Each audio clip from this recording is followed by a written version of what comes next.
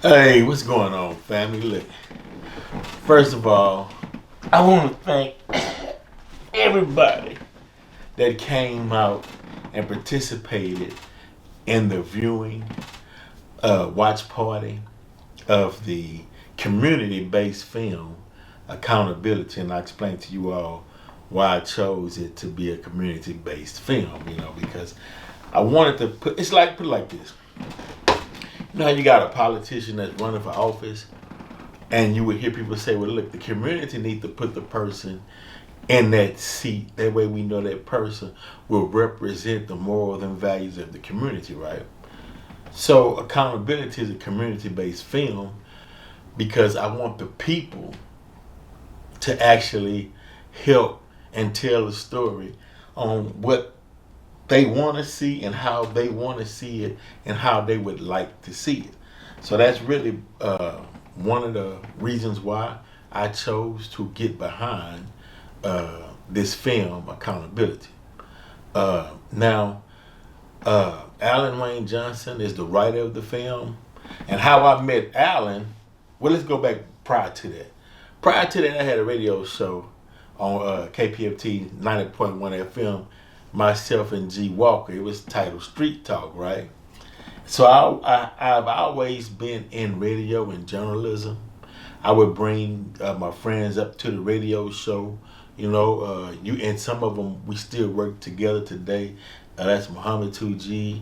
You'll see Marcus Mudd, and just a plethora of people used to come on the radio show, and I give them a platform so they can promote whatever that they were working on at the time.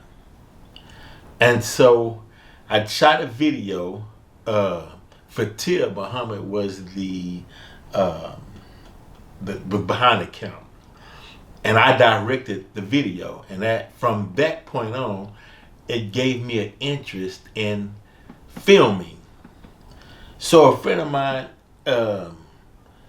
told me about a writer, and he gave that writer my contact info because he knew that at that time I was working on my first film was EDP, Everyday People, right, with my first film.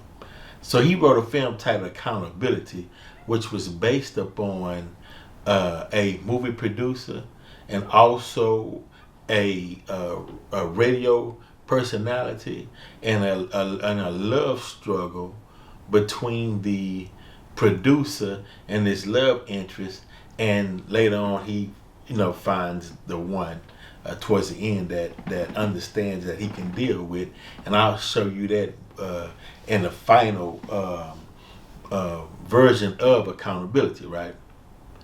And so I said, okay, yeah, I like the script, I'll get behind it. So I get on the phone, I call Marcus Mudd and was like, look, you shooting films as well, would you mind playing the film producer, and I'll play the radio personality because I couldn't play both parts. And so he agreed to play the film producer, and it would be fitting because he also shoots films as well. So it's funny, when you get on set, right? And you working with, because I finance the whole deal, right? And when I say we working with a low budget, low budget, right? But this is the thing, though, y'all. This is the thing. When you really want to see something succeed, and you have that determination and that grit, that is what comes out in the film, right? If you don't have that determination and you don't want to see something succeed, or you holding back, that'll show as well, right? And so thank God I had a crew of people around me that wanted to see not only me succeed, but themselves succeed as well.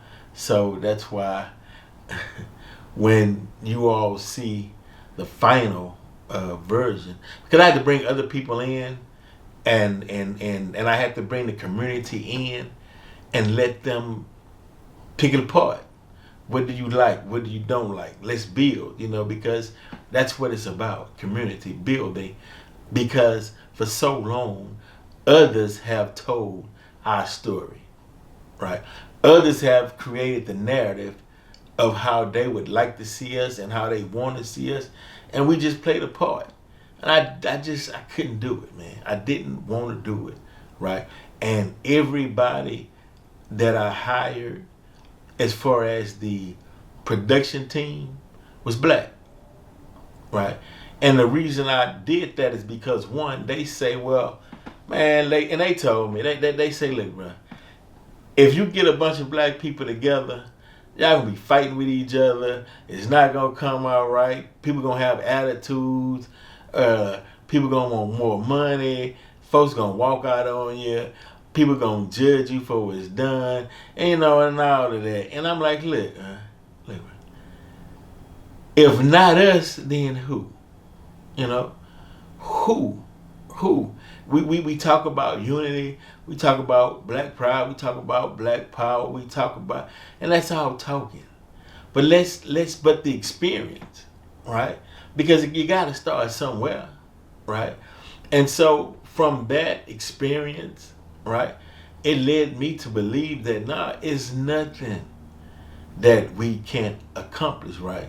So once again, I want to thank everybody that participated, and also the actors and actresses that participated in the film. But I want to give you all a brief history behind the film Accountability, right?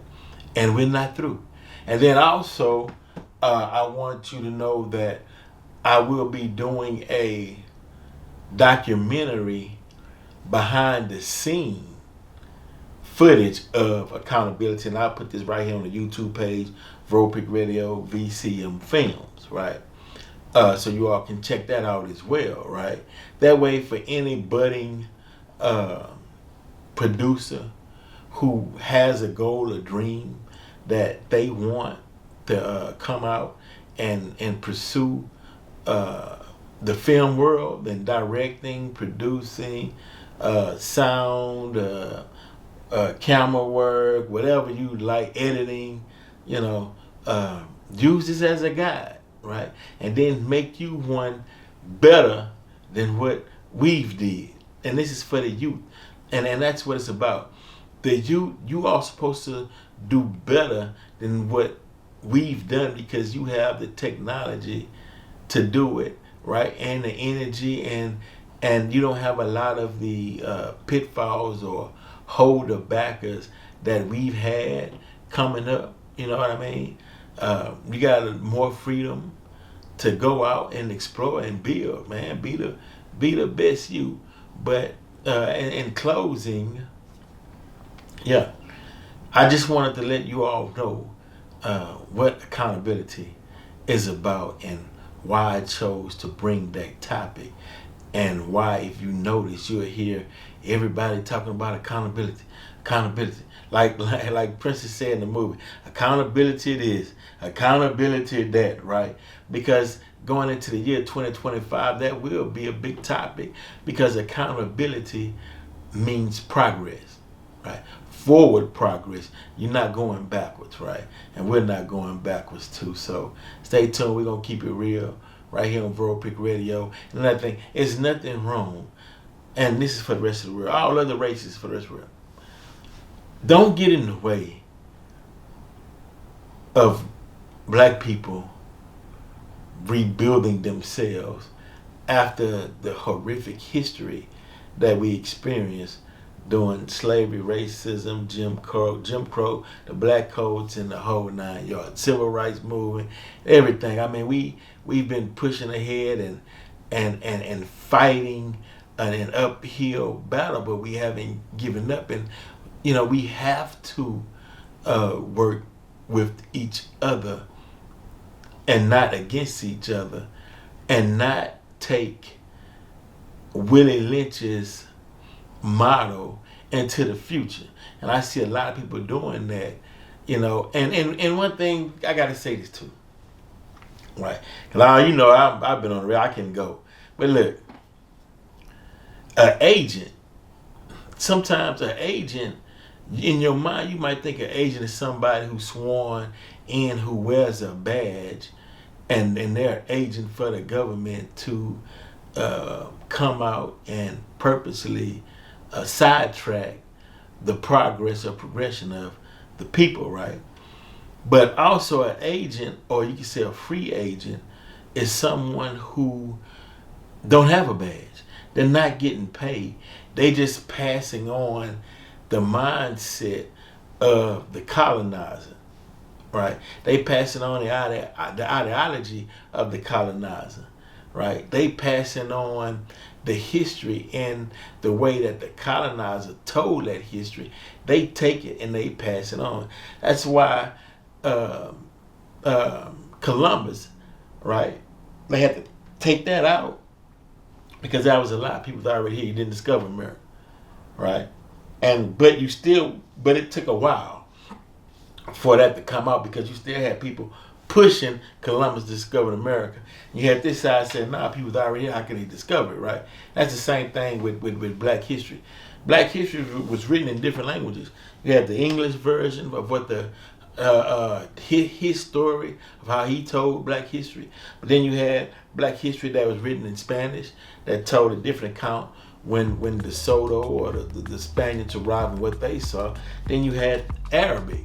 You had explorers and you had Moors that came to the American, wrote history in American and Arabic and what they've seen.